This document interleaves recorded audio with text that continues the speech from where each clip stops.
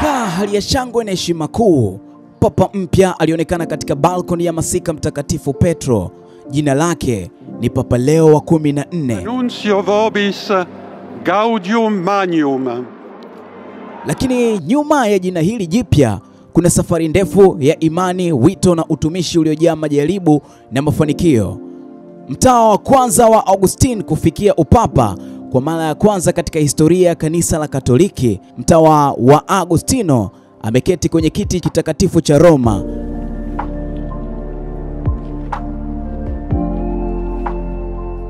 Tofauti na Papa Francis kutoka kusini mwa Amerika, Leo wa 14 ametokea kaskazini huko Chicago, Marekani. Hata hivyo, sehemu kubwa ya maisha yake ya utume aliutumia Peru.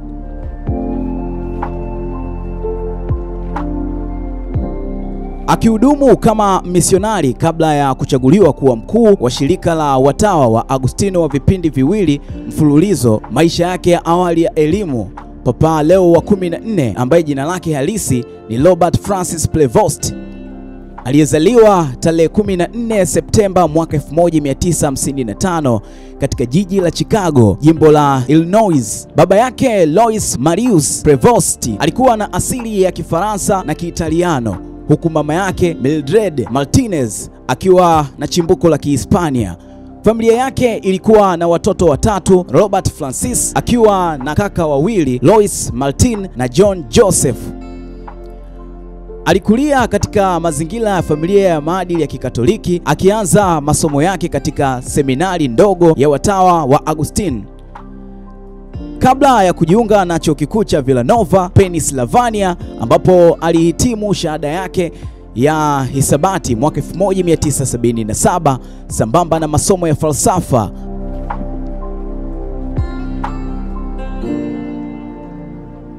Mwaka huo huo alijiunga rasmi na shirika la Mtakatifu Agustino huko St. Louis chini ya jimbo la Mama Mshauri Mwema, Chicago. Alifanya nadhiri za awali mwaka 1978 na nadhiri za milele mnamo mwaka 1981.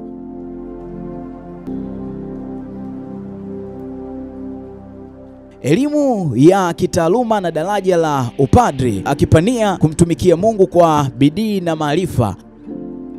Alisomea teolojia katika Katoliki ya Theological Union huko Chicago. Baada ya hapo, akiwa na umri wa miaka 27, alitumwa Rome kuendelea na masomo ya sheria za kanisa katika chuo kikuu cha kipapa cha Mtakatifu Thomas Aquinas maarufu kama Angelicum. Katika jiji hilo la milele alipewa daraja la takatifu la upadri tarehe 19 mwezi Juni mwaka 1982 na askofu mkuu Jean Jadot katika college ya Mtakatifu Monica. Mwaka 1984 alipata shahada ya uzamili katika sheria za kanisa, na mwaka uliofuata alipangiwa kwenda Peru kwa utume akiwa amejiandaa kwa shahada za uzamivu. Kutoka mwaka 1985 hadi mwaka 1986 alihudumu katika misheni ya Chulucanas, Piura, Peru. Mwaka 1987, baada ya kutetea tasnifu yake ya uzamivu kuhusu nafasi ya kiongozi wa shirika la Agustine, aliteuliwa kuwa mkurugenzi wa mito na misheni katika jimbo lake la Chicago. Miaka iliyofuata akahamia Trujillo, Peru, akiwa mlezi wa wanafunzi wa kipadri na kiongozi wa jamii ya watawa. Alihudumu kama kiongozi wa utume wa kanisa, mlezi wa wamisionari, mwalimu wa sheria za kanisa na teolojia ya maadili, pamoja na kuwa msimamizi wa parokia ya Bikira Maria mama wa kanisa, ambayo baadaye ilipewa jina la Mtakatifu Rita. Mwaka 1999 alichaguliwa kuwa mkuu wa shirika la Agustino katika jimbo la Chicago, na miaka 2.5 baadaye kikao kikuu cha shirika kilimchagua kuwa kiongozi wa shirika zima la watawa Agustino duniani aliyoshikilia hadi mwaka 2013. Na miaka 2.5 baadaye kikao cha shirika kilimchagua kuwa kiongozi wa shirika zima la watawa wa Agustino duniani. Nafasi hiyo aliyoshikilia hadi mwaka 2013. Baada ya kurejea Chicago mwaka 2013, alihudumu kama mlezi wa wanafunzi wa shirika na naibu mkuu wa shirika, lakini haikuchukua muda. Tarehe 3 Novemba mwaka 2013, Papa Francis alimteua kuwa msimamizi wa kitume ya dayosisi ya Chiclayo, Peru, na kumpandisha hadi kuwa askofu wa Sufal.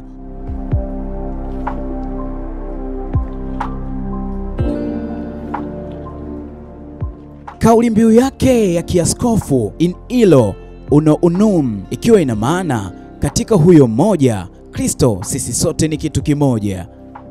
Mnamo Septemba 26 mwaka 2015 aliteuliwa rasmi kuwa askofu wa Chiclayo. Huko alipata heshima na kuchaguliwa kuwa makamu wa rais wa pili wa baraza la maaskofu wa Peru, akiwa pia ni mshiriki wa baraza la uchumi, mwenyekiti wa tume ya utamaduni na elimu.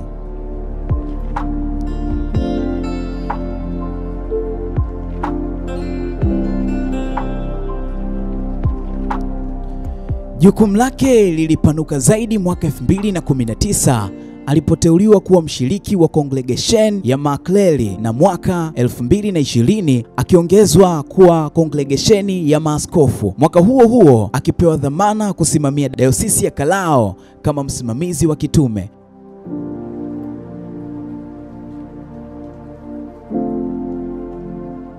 Tarehe 30 mwezi Januari mwaka 2023, Papa Francis alimwita Rome kama mkuu wa idara ya maaskofu na rais wa tume ya kipapa Amerika ya Kusini, nafasi iliyofanywa kuwa askofu mkuu. Mwezi Septemba mwaka 2023 akapewa hadhi ya uaskofu kardinali na kupewa kanisa la Mtakatifu Monica kama maskani yake ya heshima. Alishiriki katika safari kuu za kipapa na mikutano ya mabaraza ya maaskofu duniani kuhusu Synod, huku akihudumu pia kama mshiriki wa idara mbalimbali za Vatican. Tarehe 36 mwezi Februari mwaka 2025, Papa Francis alimuinua hadhi na kuwa kardinali wa maaskofu, akimkabidhi kanisa la Albano, na siku 3 baadaye aliongoza misa ya uwanja wa Mtakatifu Pedro kwa ajili ya jubilee ya vikosi vya ulinzi, moja ya matukio makubwa ya mwaka wa matumaini.